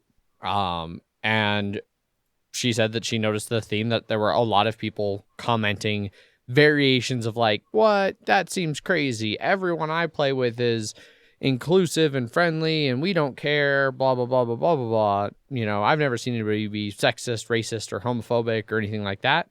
And so she goes a little bit into how, like, the very overt types of sexist, racist, homophobic things that people think of, like, absolutely do happen. And people who experience those things have stories of those. Like, yeah, you might not notice it as generic straight white guy, but people do notice it, and it does happen. But then she goes on to talk about that more importantly, it's a lot more of just like the established kind of nature of things in the board gaming hobby. Like she points out some breakdowns that were done back in 2018 of BGG games. And so like one of them was, if you look at the top 200 BGG games, or games on BGG, and you look at the designers of those games and break it down by gender and race, 93.5% of them are white men. 4% are non-white men, and 2.5% are white females. And like that's just doesn't even remotely begin to reflect the reality of the world we live in. And especially considering board gaming is so international, it's not even like you can be like, oh, well, the demographics in America, are blah, blah, blah, and white people make up 70% and blah, blah, blah. Like, no, this is like an international community. Like, there are board game designers from around the globe. And so for 94% essentially of them to be white men is a sign of a problem. And like she talks about that it's not like publishers are intentionally pushing out minorities. It's just that so many of the top board game designers are already white men because it started as a hobby predominantly for white men, that it's easy to keep going back to that same well, and that you have to make a conscious effort to like search out diverse designers and reviewers and all of that. Well, and when we were talking about this earlier, like you even brought up, is like, I do see that, I see this as 2018 though. I wonder how much it's changed in the last 2 years. And then we looked it up by like actually going through the games, and we're like, oh, how many 2019 or 2020 games are even in the top 200? Yeah, and I was like, this didn't really change. And I think part of it too, when you don't think about it, is just because like this was based off actual designers versus just like games made by people that aren't white males. So like you have the games from Eric Lang, who like he's multiple of the games are in there, but it's just like he only counts as one. Yeah. Right. So there are a couple people that made it through that, but that's just Elizabeth and Wingspan being one of them. Yeah. Yeah, she'd be one of the ones that got added on since that 2018. So the percentage has shifted one person, maybe two. Well, and we didn't even look to see if anybody that got knocked out, like the games that got knocked out, if they were not white men. So yeah, it's still not great. Yeah. But yeah, she goes through and she breaks down like especially the kind of like more low key, less obvious barriers that come up into like multiple different sections, like game nights and games and role models and just life in general, and how all of that can kind of pull together to create these barriers that hurt the fight for inclusivity in board gaming. And I know for me, personally, like the game night one is something that like I have been thinking about since before this came out. Because I run the Denver Game Night group here in Denver, and it's easily one of the largest game night groups that I know of in the area. And for a long time, I've been like pretty happy. Like I've been like, yeah, we're like a very open and accepting and like group. And one area where I've always felt really good is like, there are women who come and play games and they're like, wow, there were actually other women at a game night. And like, that's unusual and that's awesome. And I like pat myself on the back and I'm like, good job, Adrian. You've made a place where women feel comfortable coming and playing games, which I am happy about. But then like I have noticed before, like it is a widely white group. Like we have a few people of color who come to game night group. But it's a very, very small percentage of them. And in the past, I've kind of tried to dismiss that as like, oh, well, Denver's a largely white city. And like, even with the men and women split, it's like, well, yeah, I'm really happy with that. We have like 30% women. But, some of that's probably because Denver used to be known as Menver, and we're just overwhelmingly male. And like lately, as I've been reflecting on things like that, it's like, no, like there's a lot of room for improvement in game night group. And there's, and I'm trying to think of different ways to like broaden my local groups inclusivity and stuff. And so like reading through this and seeing some of the really small things that like stand out to her as like, hey, these are things that make people feel uncomfortable is something that like strikes really close to home for me, and is things that I want to be better about thinking about and taking into consideration. And even for us personally, it's sometimes hard to tell if someone's just there to go to a brewery or they're there for the game night. Yeah. Yeah, and it doesn't help that, like, we do this a lot at breweries, and brewing is another area that is overwhelmingly dominated by straight white men. Yeah. So some of those issues kind of compound on each other. Yep. And so, and we don't know, like, we do these at public places, so we never know if someone is there for board games or for just hanging out at a brewery, and it's hard to, find ways to balance all of that. And then, like, I don't make a lot of effort to advertise this anywhere. Like, we post on Facebook and Reddit, but, like, Reddit is, again, overwhelmingly straight white men, and, like, most of the people who find us on Facebook probably find us, like, either through coming to events and learning about us, maybe randomly searching for Board Game Denver or something and us popping up. I don't know how people find the Facebook who don't find us specifically through the game night or Reddit, but I don't know. These are things that I think are important to at least just keep in mind. And, like, yeah, some of this isn't really news to any of us. Like, nothing I read through here was, like, so shocking to me. It was all like, yeah, I actually could kind of just, yeah, that sounds about right. Yeah. Which isn't good, so room for improvement. Yes. Room for improvement. Yes. I like her 3 points for the conclusion. I want gaming to be awesome for everyone. I want to play more interesting games designed by people from diverse backgrounds. I want the industry to grow massively. I agree with all three of those things, and I think, like, she's right. All three of those things are linked and feed off each other. So, yeah, it's a cool little read. There's a lot of information in there. I recommend checking it out. Yeah, it's good stuff. Agreed. Yeah, that's Elizabeth Hargrave on inclusion, diversity, and representation. Blog post over on Stonemeyer Games. Next up on news, there's a new Civilization expansion that we've all been wanting since, 2017? Pretty much after probably, like, the second or so game that I played. Yeah. Of the base one, it was like, this is good. This is great. But I know it could be a lot more. And well, yeah. Well, and I think we had at one point kind of, like, been, like, disappointed because we were like, like, I feel like the time for an expansion has long since come and passed. Yep. And they're just going to let this game wallow in obscurity. But nay, we were wrong. And they have announced a new expansion. So Civ, A New Dawn, Terra Incognita expansion. And which, it basically feels like a 1.5, if not like a version 2 of it. Yeah, it's kind of what they did with the Runebound 3rd Edition when they released that co-op expansion that was kind of similar in size to this, or the oncoming Fallout co-op expansion. It's sort of just like, maybe we should have done stuff a little different. Let's use this opportunity to make it a really good game. Before we get into the actual expansion, like, yeah, so for me, this just feels like, as a longtime Civ player, this is just how Civ works. You get the initial game, and you're like, oh, this isn't as good as, Civ. It's been X-1. Yes, exactly. Like Civ 3, and Civ 4, fuck Civ 4. Oh, the expansions are way better. Civ 5, oh, the expansions made it way better. Civ 6, but now the expansions have made it way better. Yeah, 3 expansions into Civ 6, it's, about as good as Civ 5 was at the very end.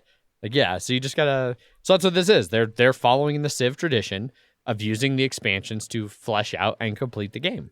So Terra Incognita adds a bunch of stuff. So most basically, it does add 10 new civs, and a bunch of new cards for like the different, like, tech things that kind of move along your board. I don't remember what that thing was called. I'm drawing a blank on it. Oh, the track. Yeah. Like advancement track or something like that? Yeah. So they have also added, so in base Civ, New Dawn, you had just your static map, and you started somewhere on that map, and then you competed over that map. In this one, they're adding Focus exploration. Bar. It was Focus bar. Yes. Yep. In this one, they're adding exploration. So they're getting even closer to being a 4X game, as they've added in one of those key X's. So you can now go to the edges of the map and use units to explore adjacent to your capital. So, like, you can kind of spread out a little bit. It's still not like you can't do, like I saw somebody doing Eclipse one time where they just made a long run away from the center of the game board into space, hoping for the best, and it didn't work. And No, kinda it did broke not work the at all. game. Yeah. But so you can explore only using a unit and exploring directly adjacent to the tile your capital is on. So it kind of limits your exploration. It sounds like you might start with a slightly smaller initial board as well. You basically using have, this. You basically have like your little. Each of you has like a capital board that's Yeah. in the center, and then you can explore from there. But that also means that everybody will be closer theoretically than they were in the base game Indeed. because of that. Yeah. They mention new environments. Not really sure what they mean there. Like, I don't know if they're going to add different terrain types or anything like that. You now have districts, which are a common thing from Civ 6. If you're familiar with Civ 6, you build specific districts to like focus on specific aspects of your civilization. So they're adding theater squares, commercial hubs, industrial zones, encampments, and campuses. And they kind of help you in different ways. So, like, the campus helps science, commercial hub helps economy, encampment helps with military, things like that. And they're going to go on to, so now they are also changing to go along with that, the little like spiral track, or not spiral, the little like Event dial. circle event dial tracker. It has been redesigned with new symbols and things, including now a new district phase that when it triggers, you activate all of your districts and get their bonuses. So they don't happen constantly and you don't control when they happen. They just happen based on that, that dial moving. It also on the dial adds a new phase where you can choose governments. So now you can choose from different types of governments. So they mentioned that like democracy helps you with science, autocracy helps with military, communism helps with industry, things like that. So every so often you can change up your government, which is again straight out of Civ 6. They also mentioned they've completely redid combat. Combat redefined, addition of armies. Like I said, they added 10 new leaders, which more than doubles the number of civs in the game.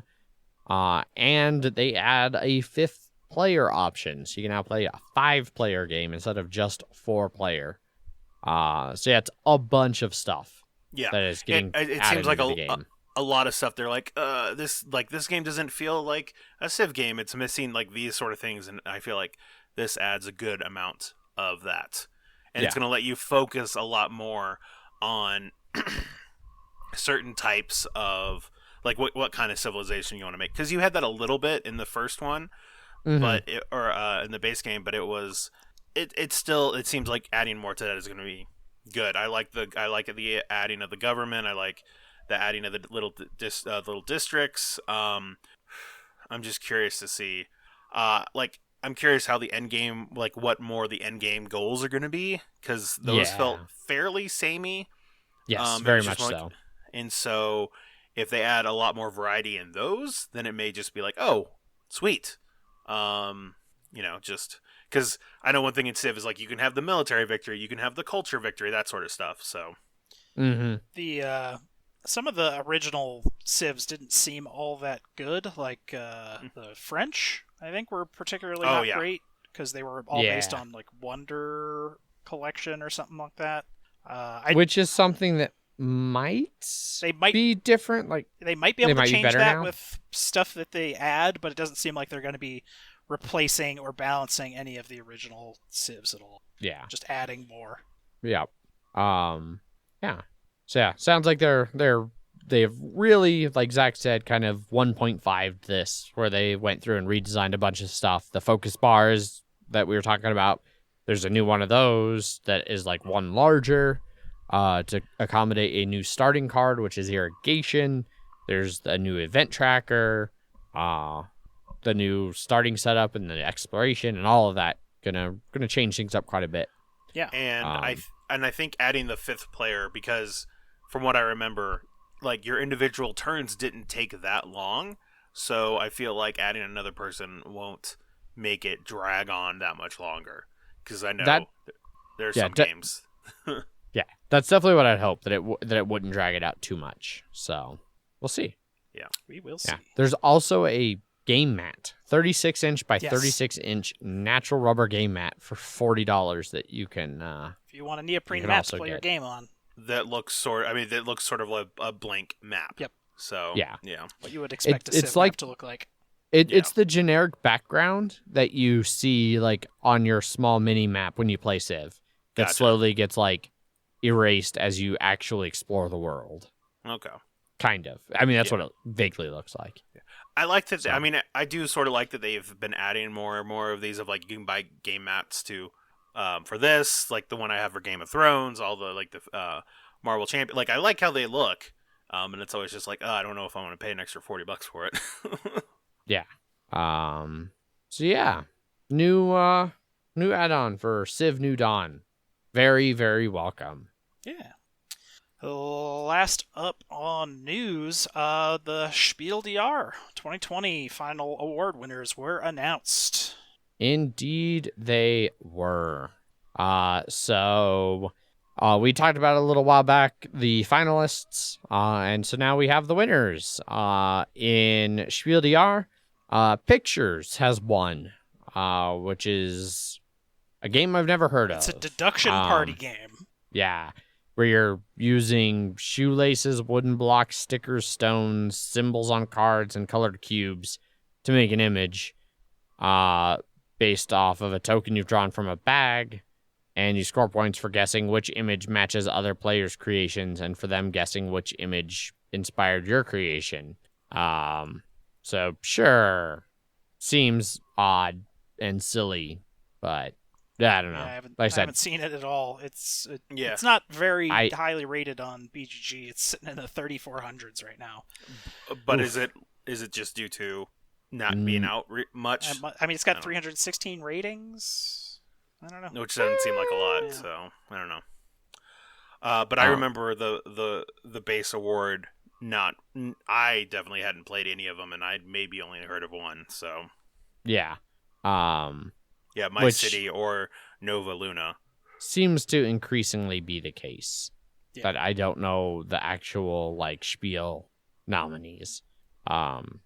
Kennerspiel, however, the winner over there is a game that you and Jeff are both familiar with, The Crew. Yes.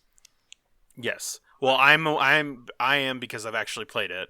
Jeff because he sort of Attempted to looked play at it, attempted to play it on TTS, and then did not. because But it it was- wouldn't load for Yeah. players.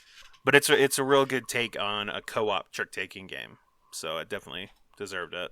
As much as I would have liked King's Dilemma, I understand why this one took it. Yeah.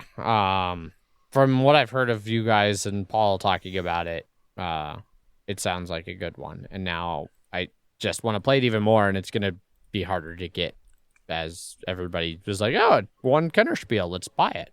So, yeah. So there you are. There's your Spiel and Kennerspiel winners for 2020. Yes. Yeah. Congratulations to Pictures, who I've never heard of In- before. I'm sure you'll be sold out Indeed. soon. Yeah. No doubt. So that wraps up news. And dear listener, it has already been 2 hours. Well, And so we've decided yeah. that the Kickstarters are going to be pushed to next week. They both have time. You're not going to miss out on anything because we're pushing them. And so no Kickstarters this week. But there will be Kickstarters next week. Don't you worry. So yeah, with no Kickstarter, that lets us move on over to listener feedback. No new emails Nope. for listener feedback. There were some new comments on YouTube, not necessarily listener feedback, but more comments on our Game of Thrones playthrough that we were gushing about the 1,600 views the other day. So Mr. D.A. Backle comments, can dragons support sea battles? I don't have my rules in front of me. Well, I think in our game, the reason they were asking this is that in the game we streamed, we let them because it seemed like, yeah, dragons can fucking fly. Why couldn't they support sea battles? Well, we looked it up, and they are specifically described as land units, and land units are specifically prohibited from supporting sea battles. So that seems like something we may have played incorrectly. Yep. And I'm guessing it's one of those things where I don't know, in the show we saw dragons like destroying ships. So it's like, oh, it makes sense that flying units can help on sea, but Sure. I guess they can't. No. So that may have been something that we played wrong. So whatever Ant's position was in the game, I don't remember where he finished. Just drop him one position lower as punishment. I mean, but what about people that he may have like offered support for with those dragons? You know, I mean, we don't. That gets too far into so just punish the Ant weeds. is what you're saying. Just punish Ant Okay. for supporting people that he should not have been able to support. How dare you break the rules of support? Mr. D.A. Backle commented again also on the Game of Thrones video. As for endgame discussion, I think the Mother of Dragons rules allowing for influence to be traded between players is very interesting. And it does say that House Targ can give influence to any house, including vassals, when betting on the 3 tracks. So taking a 3-star spot from a player is very good. I can see why the dominance tokens just move to the next highest. But vassals can very easily be the highest on any track, they just can't hold dominance on any of them. So, yeah. It's been a long time since that playthrough, so I don't remember a lot of what happened in regards to trading influence and who was where on dominance tracks. I was also way more concerned with, holy shit, I'm running our first ever live stream. So I was focused on that and not the game itself. Oh, so that's your excuse for not winning. Got it. Yeah, Okay. that is a part. I mean, I also played poorly and got viciously betrayed. I had all 3 things contributed to my not playing very well. I had an extremely hard-fought Greyjoy 3rd place, so I will definitely take that, as I was pincered between the Starks and the Lannister vassal controlled by the Starks. Which it's funny because so I was looking and so there's actually been a bunch of comments on this video that apparently we may have missed a bunch of them. They didn't get emailed to us or something, but people were talking about Greyjoys being one of the most powerful houses if they're played right. So, Greyjoy can be a lot of fun. Yeah, it's just when the Lannister vassal starts with more ships than you do right next to you, and then they also are being respawned incorrectly, that you have you have yourself a bad time. Hey, all I'm saying, Jeff, is that winners find a way to overcome. Hey, I'll take that fucking 3rd place. Hard. It's a bronze, any way you look at it. True. It was, and first they were each real close to getting first, so I wasn't going to be close to that, but I had a solid fucking 3rd place. Yeah. And I remember as the winner of that one, we didn't have any bad blood, so I definitely, you would have been on the council or something like that. So I was too busy fighting for my life all game. Yes. To make any enemies. Yeah. The Southern Kingdoms, though, they really could have gone. Whoa, hey. Come on now. I was in a bookstore the other day. I saw a very nice illustrated edition of the Game of Thrones books. They're expensive. They're like $50, $60, but they are very quickly distancing themselves from any sort of show art or pictures or anything like that. I couldn't even find one that had any of the actors or anything on it. Not even the little shitty soft covers. Yeah, yeah. Boy, that show ended. Yes, it did. Yes, it did. Anyhow, so that wraps up listener feedback. If you want to participate in listener feedback, there are many ways to get a hold of us and be a part of this section of the show. You can send us emails. Emails at milehighgameguys.com. Jeff, it's been a long time since we got an email. Would you like to repeat that very clearly so people know where they can send us an email? It's e-mails. It's originally electronic mails, but it's emails at milehighgameguys.com. Just doing that, it actually made it sound worse. Good. Than It did. It sounded so much worse. You know what? I now love everyone's going to remember, man, that email part sure did sound bad. Oh, I should send them an email. So they don't have to do that again. Yeah, exactly. Zach will fix it in post. No, sure. I can't fix Nope. that. You can also find all 3 of us over on Twitter. I tweet under at MHGameGuys. I am Zach_MHGG. And I, too, tweet in the cesspool that is Twitter at Jeff_MHGG. We have an Instagram account at MHGameGuys. We are on Facebook, facebook.com/MHGameGuys. We have a website, milehighgameguys.com, where you can find episode posts that include things like links to our Slack channel, where we have all kinds of ridiculous conversations. I don't know. I don't know what the most ridiculous one we've had recently is, but I have really enjoyed Taylor's updates about her chickens. So that's been pretty great. Yeah, join the Slack. It's a lot of fun. We also have our BGG guild number 2731, and you can watch us over on Twitch. Right now you can watch MHDD, the D&D RPG spinoff of MHGG. But that's over at twitch.tv/MHGameGuys, and we'll hopefully do live streams there again at some point in the future when COVID's gone. Yeah, lots of different ways to get a hold of us and interact with us and be a part of the show and the community that we have, which we highly encourage and are big fans of our own community. Yeah. Yeah. We would also like to take some time to thank our sponsors, Gray Fox Games. They are about to have a new Kickstarter launching August 4th. I had the date. Thank you, Jeff. Launching August 4th. Arcana Rising. And if you jump over to grayfoxgames.com/Arcana Rising, you can sign up for email updates and a reminder, because if you are a day one backer, you get free sleeves for your game. Yeah, that's a pretty decent day one reward. Yeah. I like that more than like just a $5 off or whatever that Or Simon used to do. Here's a promo card. Yeah. Sleeves. Yeah, Kickstarter's the Kickstarter edition of this game is going to include some exclusive score trackers, and a whole bunch of other unlocks as the game goes on. So definitely sign up and be ready to check that out on August 4th. It is a. You can also check it out right now on Tabletop Simulator if you want to get a play in and decide if it's something you want to make sure to be there for on day one. It's a drafting engine building game where you're trying to make magical engines. Yep. Seems like it's going to have some cool mechanics that we will get into a lot more next week when the Kickstarter has launched. Yes. Or when we'll really dig into get it. A demo from Gray Fox, because all of the Gen Con online stuff is this next weekend. So yes. There's going to be tons of companies out there doing demos and talking about their new games, and I'm seeing if I can talk to any of them. Punchboard Media is doing like a media mixer. They have appointment schedules that you can get in there as well. So yeah, we'll see so what happens. Doing a bunch of virtual glad handing. Yes. Some of that may or may not happen while we try to record next week.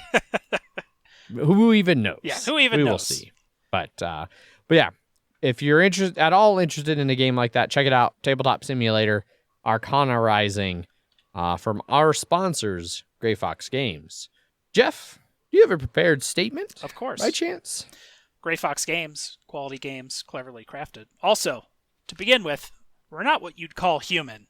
Over the past 200 years, a consciousness appeared layer by layer at the crucible of the White House.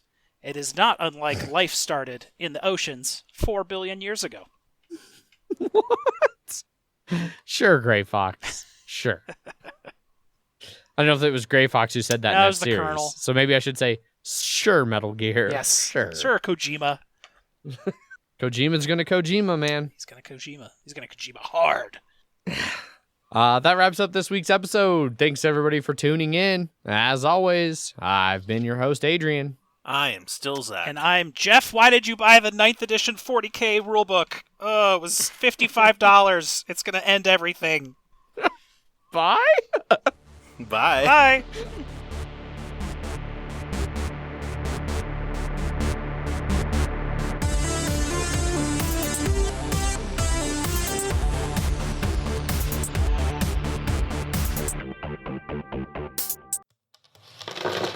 Punchboard Media, where we all bring something to the table. Pull up a chair at punchboardmedia.com.